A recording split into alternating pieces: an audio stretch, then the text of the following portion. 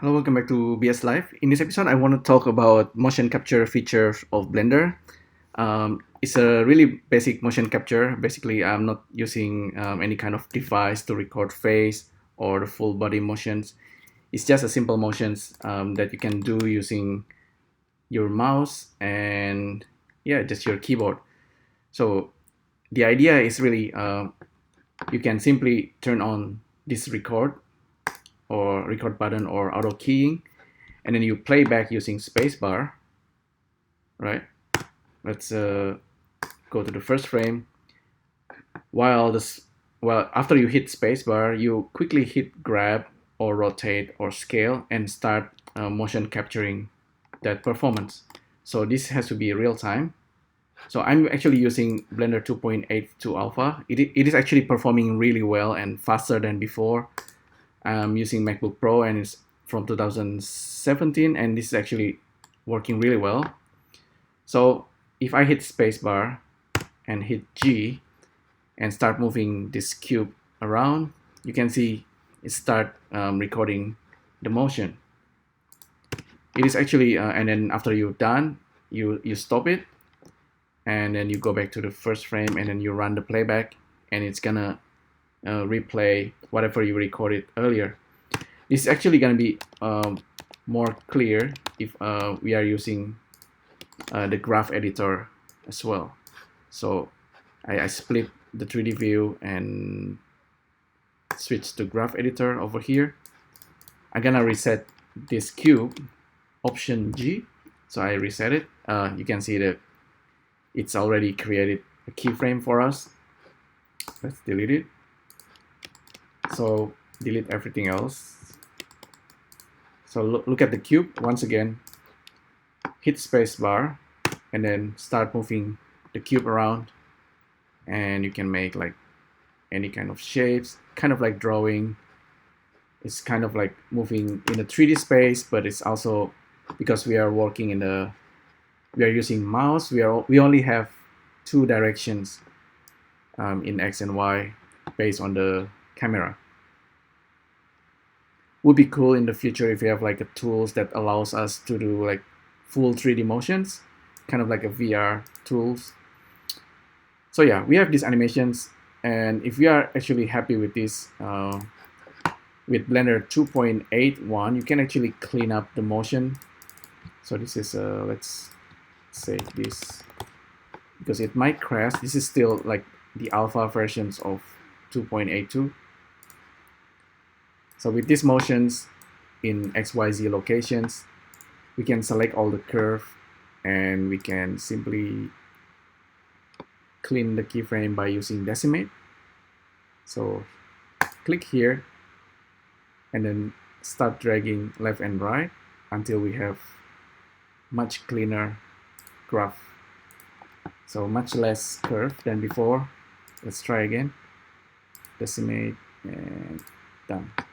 So we have less key, and then it's much cleaner, and the motion will be a lot smoother. So that's the first you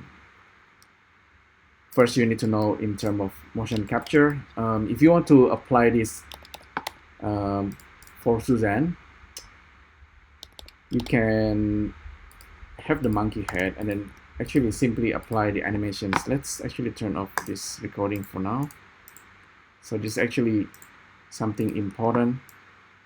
In order to copy the animations, the quickest way is to select the monkey head and select the cube, and then Control L, and just simply link the animation data. However, you might realize that now they're both moving at the same time. They are actually using the exact same animations. What if we want to have like a different animation data?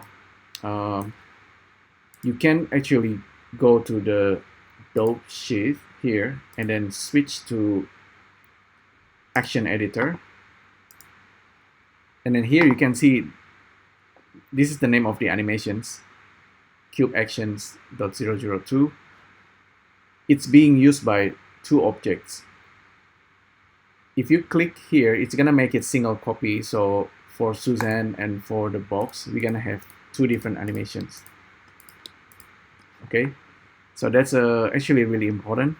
So I just did that right now, and now we can actually offset the animations of the objects, for example, if you want. So now the box is gonna move and Suzanne's gonna follow behind it. What if we don't want Suzanne, we don't want the animations to be on top of each other, if we want to offset it?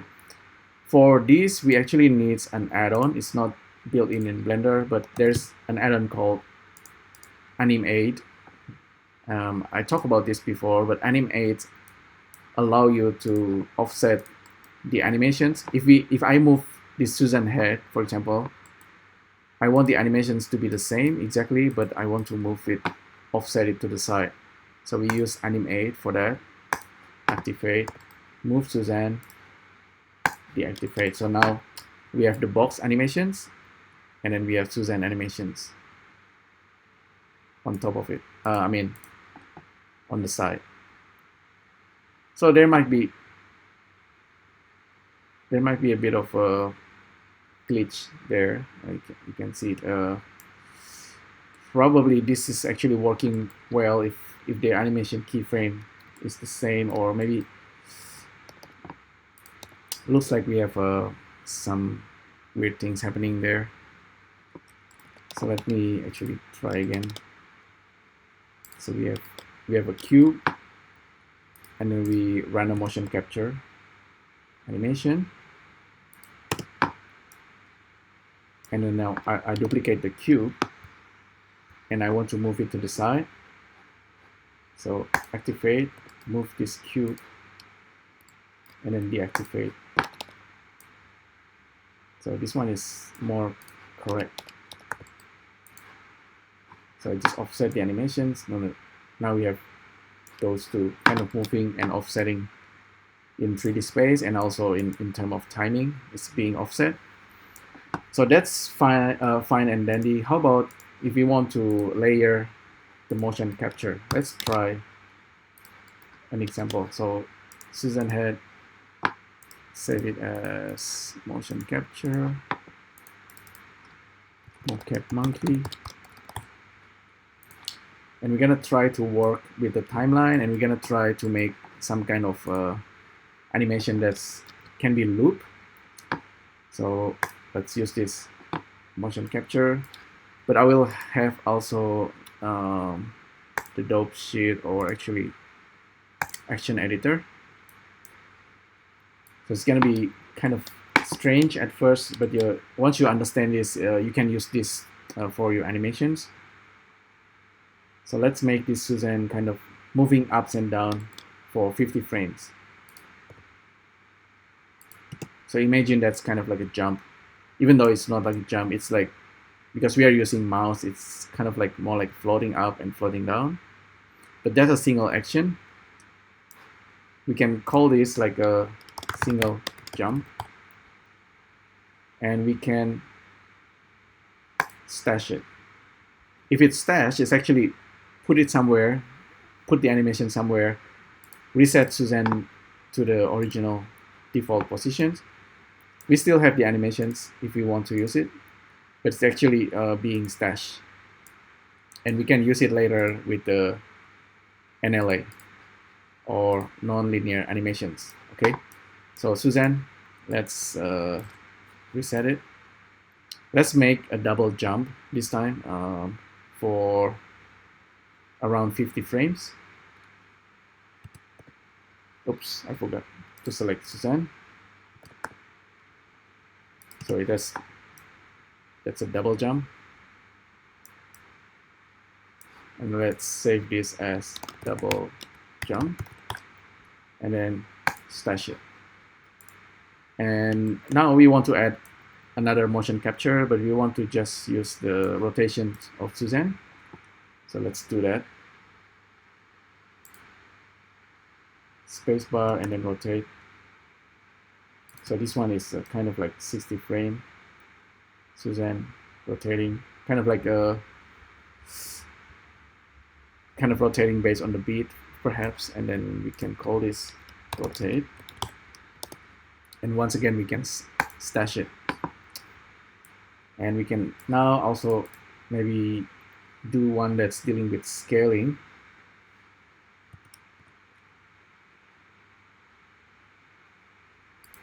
A good idea is actually perhaps we only make like a single animation like that, and then we repeat the animations. But it's okay. It's kind of like when you are remixing music, but instead of music, we are dealing with animations. Okay, that's scaling, stash, and then now we want something that's moving left and right.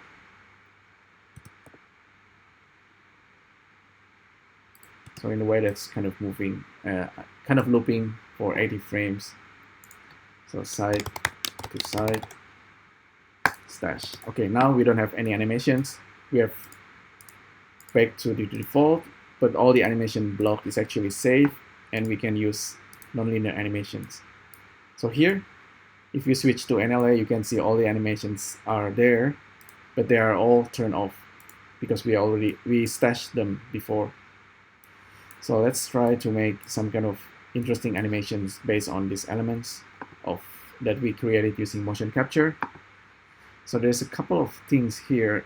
So we have NLA, we have all these action stripes, and we have this option here. By default, it's set to hold and replace. Normally you want this to be combined, so because we want to combine the animation layers. So let's do that very quickly and turn on the animations. So we have all of these animations combined together, and it's already kind of interesting because they're kind of mixing and overlapping, but we probably want to have a bit of control. Maybe let's say if we use just a single jump. Okay, let's actually get rid of everything. Unlock everything and then delete. Just add the animations a little bit by a little bit.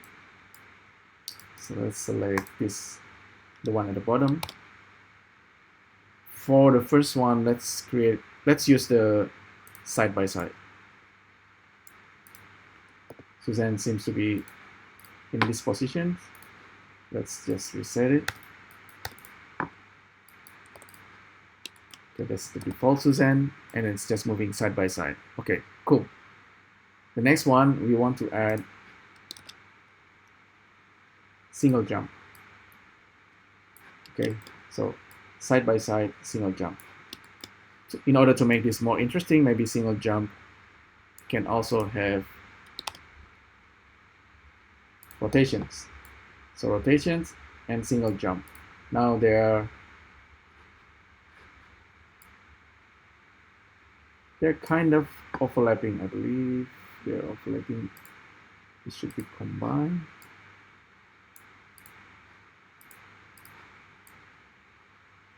So yeah, Suzanne moving side by side and is doing a single jump and also doing this rotations at the same time. And if we want, we can now do like a double jump, and then we can copy the rotations. So they're kind of like they're overlapping and they're kind of mixing with each other.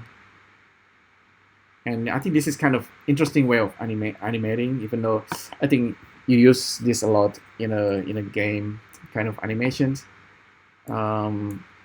It's not, sometimes it's not very natural if you're coming from non-computer animations background, but it's still a type of animations that's kind of interesting. So combine. So I'm combining side by side and then rotations. Now we actually have different kind of animations. And then over here, let's add the scaling. So the scaling, combine with everything, and we can actually repeat these animations as many times as we like. So now we have kind of like a dancing monkey head, and we can export it out. First of all, we can actually bake this as well, and then we can change the speed. So there's a lot of things that we can do. So this is like 3 times repeating. So this, I think, a very interesting way to animate. If you want to add something on top, just for fun, you can actually use grease pencil as well, grease pencil animations. I will make something that's really simple and really easy. Grease pencil, blank, and then I'm just gonna draw something. Imagine we have like a worm over here, and then I'm gonna switch to different frame and then start drawing the worm.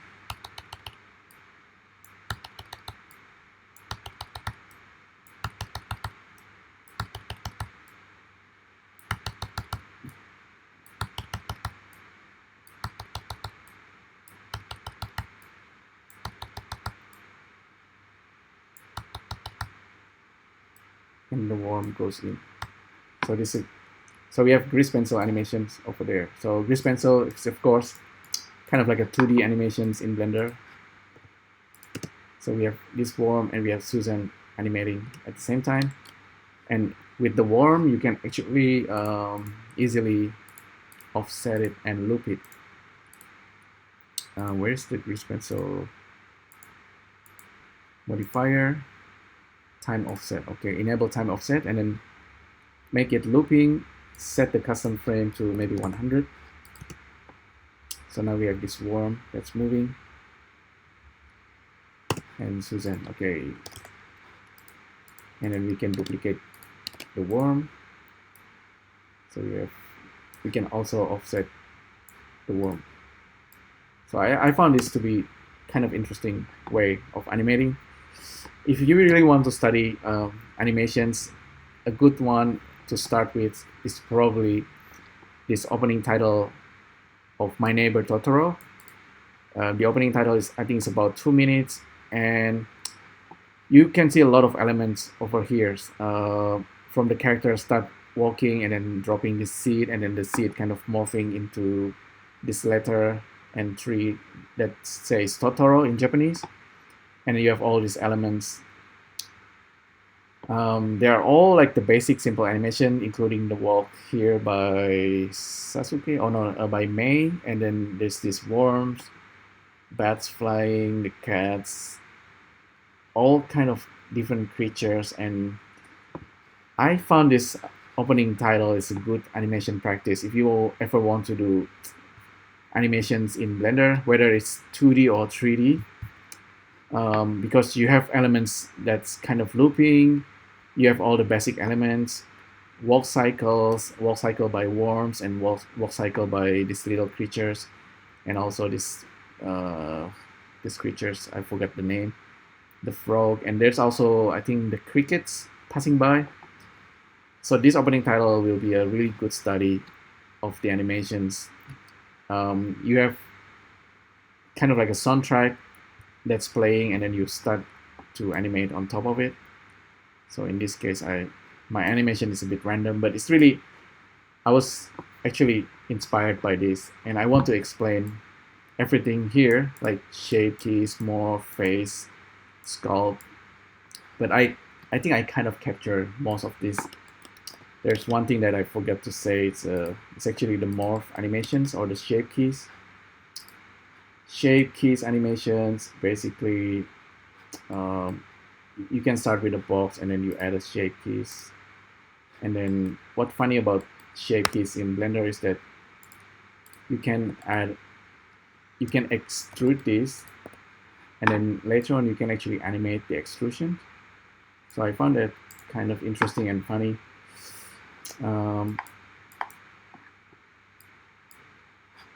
And you can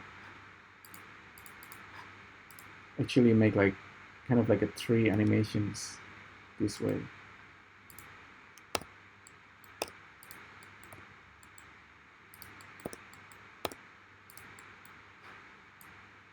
Perhaps it's not like the best example of shape keys, but it's just an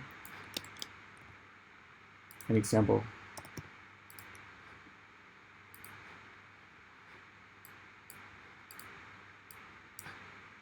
So let's go back to object mode. One way to do morph, but normally you use shape keys to do like some kind of blend shapes. So yeah, so this is NLA. You can always bake the NLA. Once you're done with everything, you're happy with the animations, don't forget you also have this bake actions. Turn on visual keying and then bake everything. Now you have a single animations that actually cover all the animations underneath,